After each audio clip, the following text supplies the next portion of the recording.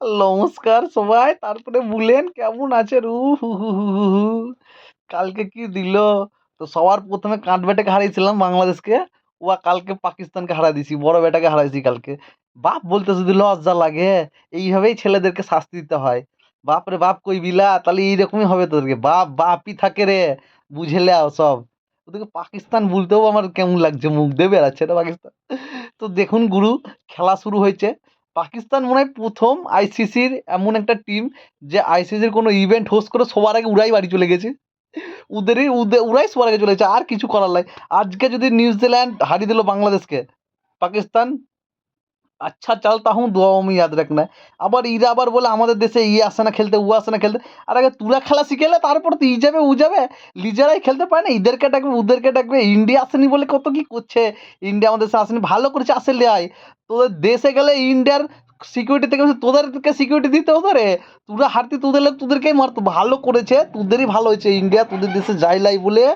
বিদেশের মাটিতে তোরা খেলেছিস বলে শান্তিতে বাড়ি যেতে পারবি। ওইখানে যদি তোরা ইন্ডিয়া যদি পাকিস্তানে যেত, পাকিস্তানে যদি ইন্ডিয়ার কাছে তোরা এইভাবে হারতি, তো তোদেরকে স্টেডিয়াম থেকেও বাড়িতে যেতে দিত লাই। তো দেখুন গুরু, খেলা বিন্দাস হয়েছে। পাকিস্তান কোনো দিকেই ছিল লাই, প্রথম থেকেই খেলাতে ছিল লাই। দুটো তিনটে ক্যাচও মিস করেছে। পাকিস্তান ক্যাচ মিস করা মানে ওদের ওই যে ও মোহাম্মদের সিনেমাতে ওই অমিতাভ বচ্চন বলে না, অনুশাসন প্রতিষ্ঠা পরম্পরা, ওটা परंपरा प्रतिष्ठा अनुशासन। ওদের পরম্পরা। ও ক্যাচ মিস করলে শক হয় না। শক হয়েছে ও যে ওই ওই ও শ্রেয়াস আয়ারের ক্যাচটা কি সুন্দর লিছে। ও চশমাওয়ালা ইয়ে ও ইমাম নাকি, ওটাতে শখ এই শালারে এত সুন্দর ক্যাচ কি করে নিল।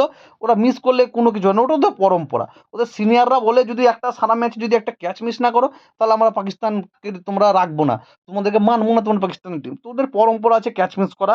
ওরা ওরা করবেই। কংগ্রাচুলেশন বিরাট কোহলি, সত্যি খুবই খুবই ভালো খেলেছে বিরাট কোহলি। নিয়ে একদম আরাম আরাম করে খেলেছে, কোনো রিস্ক লে নাই। দৌড়ে দৌড়ে রান নিয়ে এনে খেলছে, ১০০ রান করেছে, ৭টা চার মেরেছে।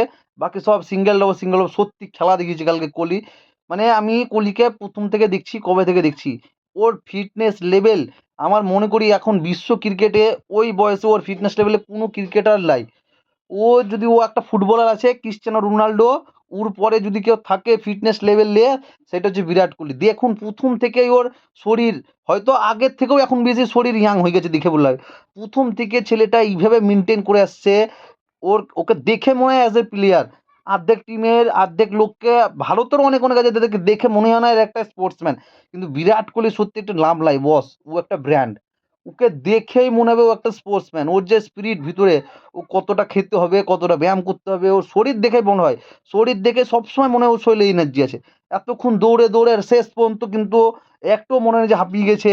একটুও মনে নেই এত রান নিয়েছে কালকে, ২ রান ৩ রান ১ রান তো কত লিচে। শেষ পর্যন্ত একটু মনে হয়নি যে ও হাঁপিয়ে গেছে। একদম হচ্ছে ফ্রেশ, এখন ও খেলতে পারবে সারাদিন। সত্যি বিরাট কোহলি, বিরাট কোহলি।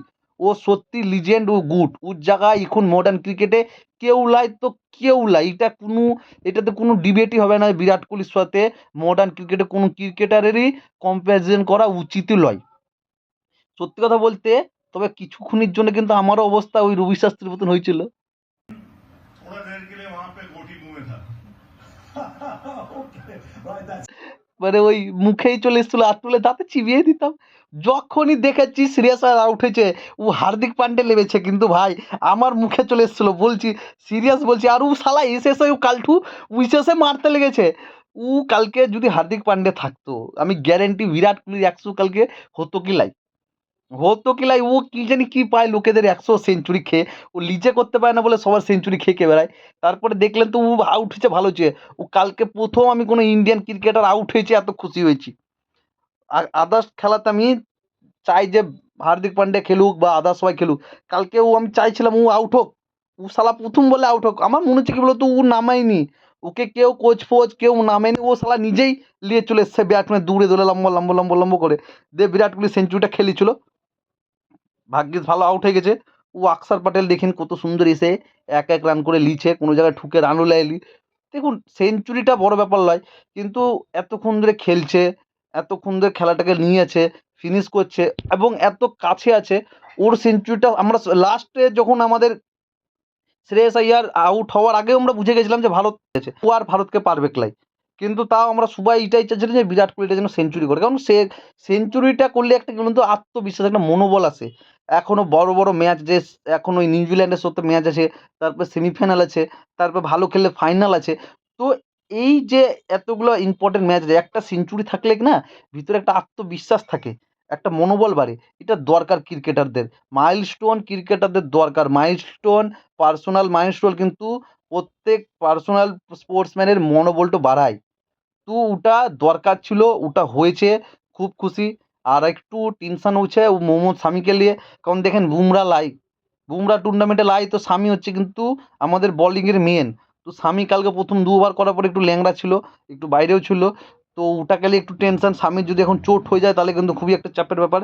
তাও আর ভালো হচ্ছে আরেকটা জিনিস হচ্ছে এখন আমাদের রিসেন্ট কোনো খেলা নাই, একবারে লাস্ট খেলা যে নিউজিল্যান্ডের সঙ্গে মনে হয় মার্চ মাসের ২ তারিখে। তো একটা লম্বা সময় পাবে রেস্ট করার, বা যদি কোনো কিছু হয়ে থাকে তো সেটাকে ট্রিটমেন্ট করানোরও কিছু ছোটোখাটো ট্রিটমেন্ট হলেও ওটা একটা সময় পাবে। আর আপনারা বলবেন আপনাদেরকে কেমন লেগেছে কালকে পাকিস্তানদেরকে একটা মজা করে হারিয়ে দিচ্ছি ভাই, কোনো লাইনেই ছিল না পাকিস্তান। এই খেলাই ভালো, কোনো লাইনে নেই, কোনো টেনশন নাই, কোনো চাপ নাই, আরাম আরাম আরাম আরাম করে লাইন দিয়ে হারিয়েছি। আর ও আছে আবরার না কি আছে পাকিস্তানের, ও আর সচিনের জামা শুভমানকে আউট করে আবার এরকম দেখাচ্ছে। ভাই এরকম তুই ওকে দেখা, এদিকে তোরা সবাই এরকমই এরকমই হয়ে গেছিস, এরকমই ভাবেই তোরা বাড়ি চলে গেছিস। আর তোদের খেলাই লাই, শালা হুস্ট করছে, দুটো ম্যাচ প্রথমে হেরে গেছে আবার হুস্ট করছে। হুস্ট করলে কি লাভ হবে, তোদের তো হুস্টিক টিমই তোরা লাই, এবার খেলা কে দেখবে, আমি তো সেটাই ভাবছি। যে দেশ খেলাকে হোস্ট করছে সেই দেশই বাড়ি চলে গেছে সবার আগে। বাংলাদেশের এখনো চান্স আছে যাওয়ার, আফগানিস্তানের এখনো চান্স আছে যাওয়ার।